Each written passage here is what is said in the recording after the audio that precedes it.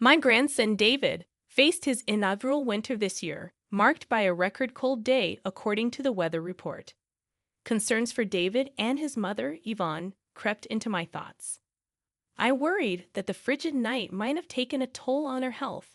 In an attempt to quell my unease, I sent Yvonne a message on my smartphone, asking about their well-being and urging them to guard against catching a cold.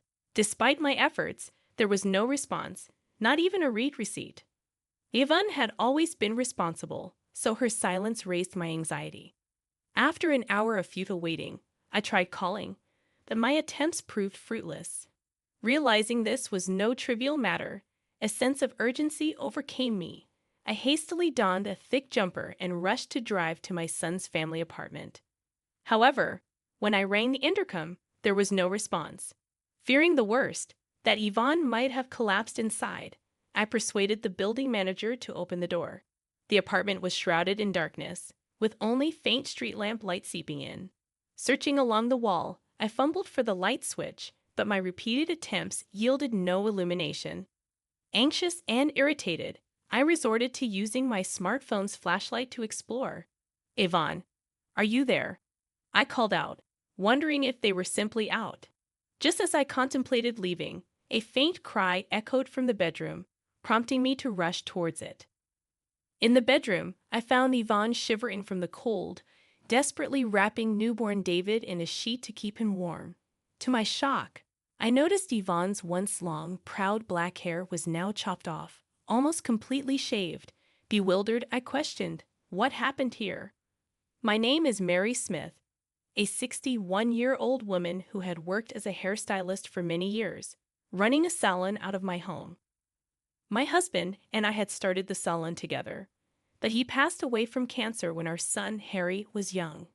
Despite the challenges, I raised Harry single-handedly. He often skipped school and got into trouble, leaving me to wonder if my parenting played a role.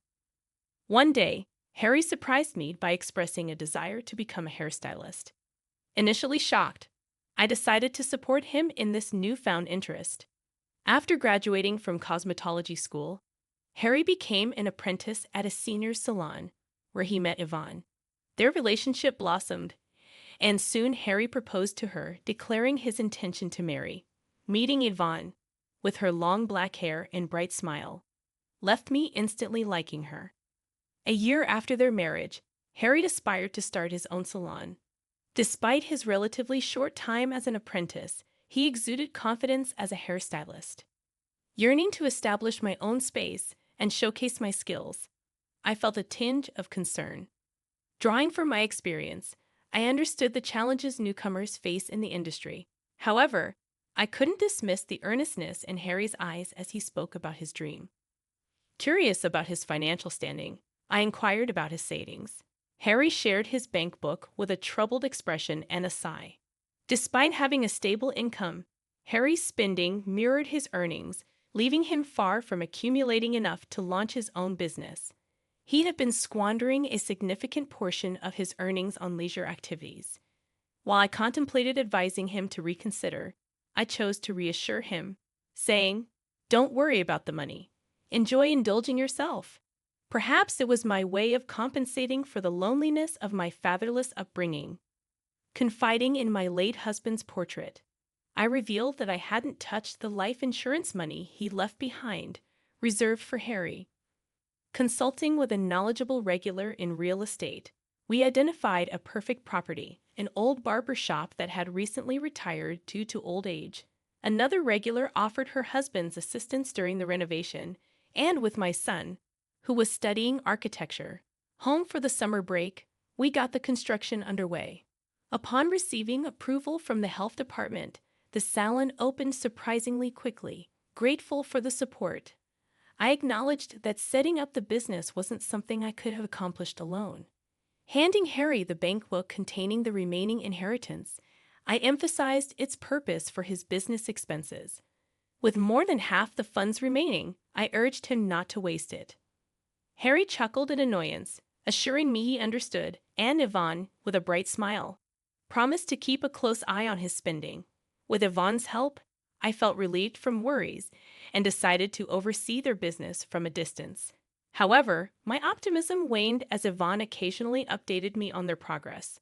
3 months after the salon's opening, she confided that Harry seemed disengaged, causing a decline in customer satisfaction and a loss of clientele.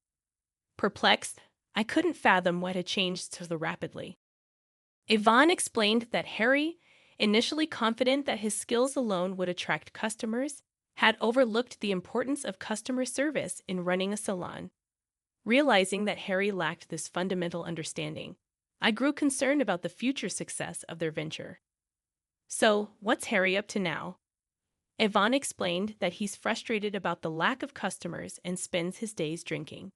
She expressed concern that if he doesn't get his act together, they'll lose even more clients. Currently, she's handling the existing customers, but with the continual drop in reputation, the business is on a downward spiral. Listening to Yvonne's worries, I felt a similar sense of despair.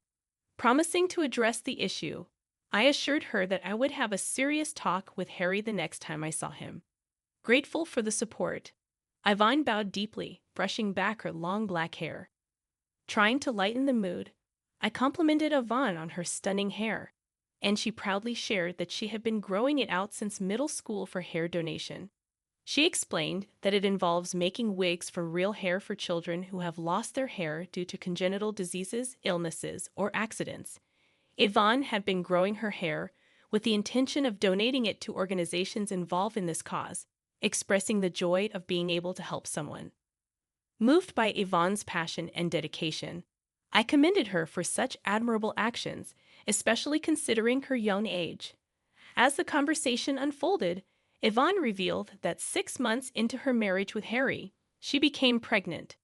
Despite being conscientious and hardworking, she continued working at the salon until the last month of her pregnancy, supporting the family while Harry's attitude worsened. Feeling my own shortcomings as a mother, I decided to check on their salon one day after finishing work early. I encountered Harry as he was about to leave for a drink, dismissing the lack of customers as normal. Attempting to make him realize the impending fatherhood, he shrugged it off and left. Inside the salon, I found Yvonne cleaning the floor. Having managed just one customer that day, despite her exhaustion, she smiled brightly. Concerned about her well-being, I sternly emphasized the importance of proper nutrition, especially for the baby. Yvonne teared up and thanked me, expressing gratitude for the support. Learning from Yvonne that the salon was struggling and Harry was spending money recklessly, I couldn't help but feel that giving him the bank book was a mistake. The situation seemed dire, and I couldn't shake the frustration and disappointment in Harry's lack of responsibility during such a crucial time. I found myself regretting my decision. Despite being occupied, Yvonne never neglected her hair care. As she gently stroked her belly, she expressed her desire to teach her child the joy of helping others. It dawned on me that I wanted to support her, especially since my son wasn't contributing much. Recognizing my shortcomings in raising my son, I decided to assist Yvonne at their apartment. Acknowledging the inconvenience, Yvonne would apologize, but I assured her not to worry and encouraged her to focus on the baby. I felt responsible for not raising my son properly, leading to Yvonne's suffering. It seemed like my way of atoning for my past mistakes. Towards the end of summer, Yvonne went into labor earlier than expected, and she was rushed to the hospital. Unfortunately, Harry was nowhere to be found, unreachable despite my attempts to contact him. I sent messages, but there were no replies, not even read receipts. It left me bewildered about his whereabouts during such a crucial time. With Yvonne's parents no longer around, I became the sole person there for her. I reassured Yvonne during the challenging childbirth, providing encouragement as she bravely faced the process. After a long and difficult labor, the sound of the baby's cries overwhelmed me. He's born. You did it, Yvonne. I was moved to tears, but Harry, who should have been present, never showed up. Meanwhile, my grandson David was experiencing his first winter, and the weather report indicated a record cold day. Concerned about Yvonne and newborn David, I sent a message that night, but there was no response, hastening my worry. After attempting to call without success, I decided to visit their apartment immediately. Upon arrival, the place was shrouded in darkness. Considering the possibility of a family trip, I rang the intercom, but there was no response. Fearing for Yvonne's well-being, I asked the building manager to open the door. The apartment was dark, and my attempts to turn on the lights proved futile. Using my smartphone's flashlight, I called out to Yvonne in the living room, receiving no response. As I was about to leave, a faint cry of a baby reached my ears from the bedroom. Rushing towards the sound, I discovered Yvonne shivering from the cold, wrapping newborn David in a sheet. To my shock, her once long, proud black hair had been roughly cut off, and her eyes, red and swollen from crying, looked at me helplessly. Overwhelmed, I exclaimed, "This is terrible. How did this happen?" I removed my jumper and draped it over Yvonne. Assuring her, I said, "It's okay now. Just tell me what happened as much as you can." Yvonne began to speak slowly, revealing that Harry continued his daily escapades even after David was born.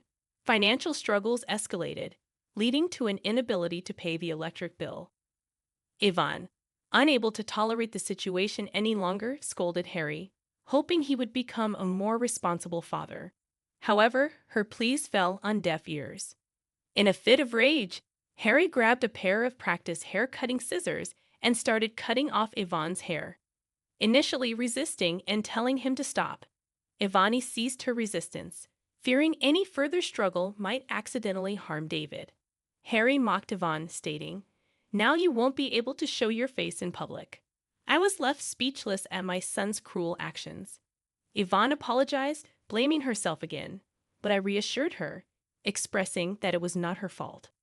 I hugged Yvonne tightly, tears streaming down my face. The whole situation was a result of my overindulgence in raising Harry.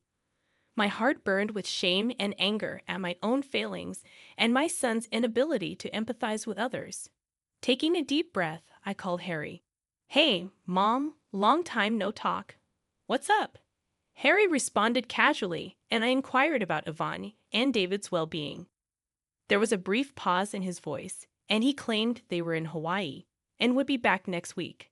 Despite knowing he was lying, I responded positively.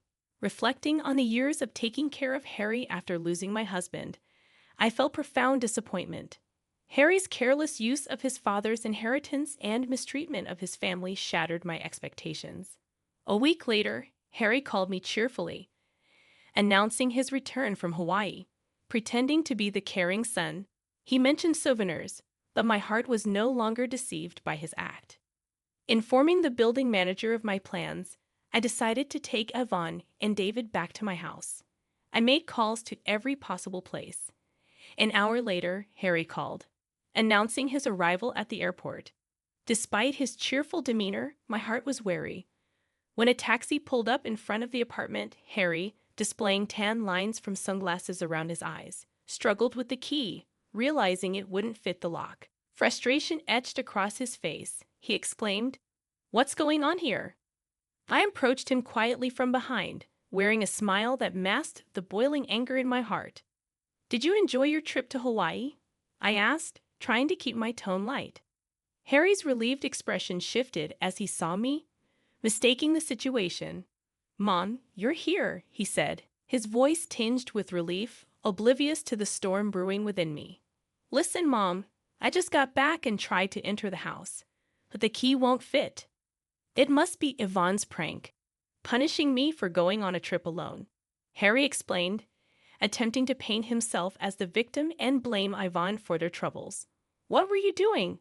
I told you I was in Hawaii with my family," he continued, caught in his own web of lies. Pointing out the contradiction, I left Harry at a loss for words. "You really had the nerve to lie about taking a family trip to Hawaii," I said, my disappointment palpable.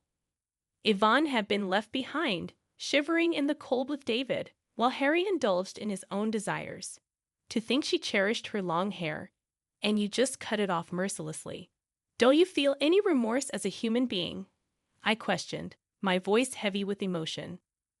But Harry showed no signs of remorse, only theatrics about the cold and his desire to enter the house. It was then that I dropped the bombshell. I had canceled the lease on the apartment. Harry protested, but the truth was, he had no right to complain.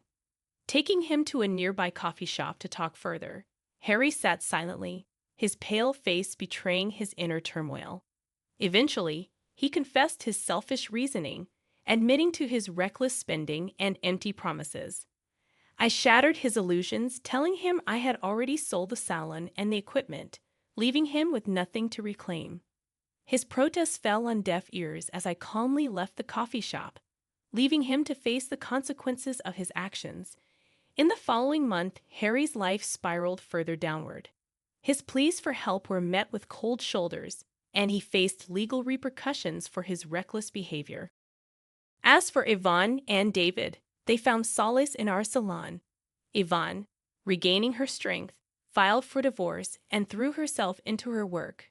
With David's cheerful presence, the salon blossomed, attracting more customers drawn to Yvonne's warmth. Though the pain caused by Harry's actions lingers, we find solace in the smiles that now fill our salon. And in a quiet corner, David sleeps peacefully, his innocence a reminder of the brighter future ahead.